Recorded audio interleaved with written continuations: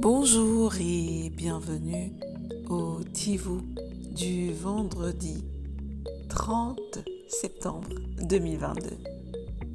Notre dévotionnel pour les jeunes, écrit par le pasteur Chris Oyakilome et offert par les vérités de l'Évangile. Le thème que nous avons ce matin est combat et gagne. Alléluia. Bien-aimés, le combat de la foi est pour chaque chrétien. La Bible nous dit dans Romains 4, versets 19 à 21, « Et, sans faiblir dans la foi, il ne considéra point que son corps était déjà usé, puisqu'il avait près de 100 ans, et que Sarah n'était plus en état d'avoir des enfants. Il ne douta point par incrédulité au sujet de la promesse de Dieu, mais il fut fortifié par la foi, donnant gloire à Dieu et ayant la pleine conviction que ce qu'il promet, il peut aussi l'accomplir. Alléluia. Vois-tu, mon ami, la Bible et le verset que nous avons nous parle d'Abraham. La Bible dit qu'Abraham n'a pas chancelé devant les promesses de Dieu par incrédulité, mais qu'il était fort dans la foi. Il croyait qu'il était le père de plusieurs nations selon la promesse de Dieu. Tu peux le lire dans Romains 4, verset 18. C'est ce qu'on appelle le combat de la foi.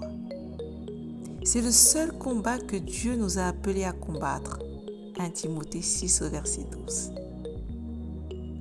Et c'est un bon combat parce que tu as été déclaré vainqueur avant le début du combat. Lorsque tu découvriras ce que la parole de Dieu dit à ton sujet, tu t'y accrocheras envers et contre tout. Mon ami, prends l'exemple de quelqu'un qui a découvert dans la parole que tu as la vie de Dieu en toi. Ayant découvert par la parole que la santé divine t'appartient, tu peux commencer à déclarer « J'ai la vie de Dieu en moi, du sommet de ma tête à la plante de mes pieds et dans chaque fibre de mon être. » Soudain, le diable te trompe avec des symptômes de maladie, mais toi, au lieu de devenir désespéré, déprimé et de considérer ces mensonges, tu maintiens ta déclaration. Tu restes ferme dans ce que la parole de Dieu te dit. Le Seigneur est la force de ma vie. Psaume 27 au verset 1. Alors je suis plein de force et de bonne santé. Mon corps est le temple du Saint-Esprit et aucune maladie ne peut l'habiter. Ça, mon ami, c'est le combat de la foi. C'est le seul combat auquel nous sommes appelés. Le combat de la foi, mon ami, c'est refuser de s'effondrer sous la pression de la maladie ou de quelque adversité qui se pose devant toi. Lorsqu'elle s'essaye de s'attacher à ton corps et à ta vie. Le combat de la foi, c'est de refuser de régresser à chaque manifestation de symptômes. Même s'il te semble que la douleur ou la situation s'aggrave. Le combat de la foi, c'est quand tu refuses de te soumettre à la maladie, au péché, à la mort, à l'échec, à la pauvreté, à tout ce qui est causé par le diable. Le combat de la foi, c'est quand tout l'enfer s'est déchaîné à la maison. Pourtant, tu cries toujours « Ha ha, celui qui est en moi est plus grand que celui qui est dans le monde. Je suis plus qu'un vainqueur. Je suis un vainqueur. Je suis un succès. Je suis la gloire de Dieu. » C'est ça le combat de la foi, mon ami. Et c'est un bon combat, car la victoire, ta victoire, est assurée. Alléluia. Comprends, mon ami, ce matin, que tu n'as qu'un seul combat à mener, celui de la foi, celui de rester focalisé sur ce que Dieu dit de toi et sur ta vie. Ça, c'est le combat qu'Abraham a mené et il a vaincu avec ce combat-là, dans ce combat. Toi également, tu te dois de prendre la parole et la volonté de Dieu dans la situation que tu as.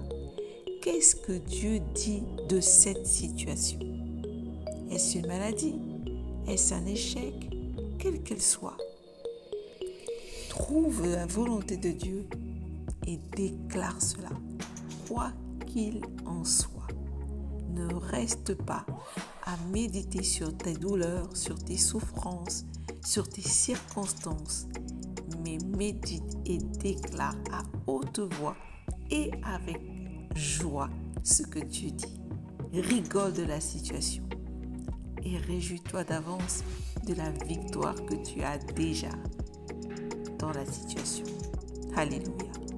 Je t'invite à aller beaucoup plus loin en méditant dans Romains 8 au verset 10 à 11, dans 1 Corinthiens 6 versets 19 et 20, également dans 1 Timothée 1 au verset 18. Mais avant, déclarons ceci avec foi.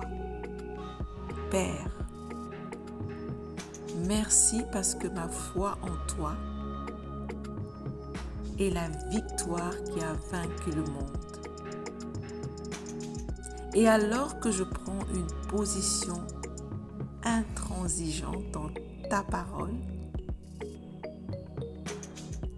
je déclare que mes projets et mes profits sont rendus visibles. Au nom de Jésus. Amen. Déclare avec foi le psaume 23 et 27 et reste focalisé dessus. Prends chaque parole et déclare-les sur ta vie parce que ça, mon ami, c'est ce que Jésus a déjà accompli pour toi. À demain.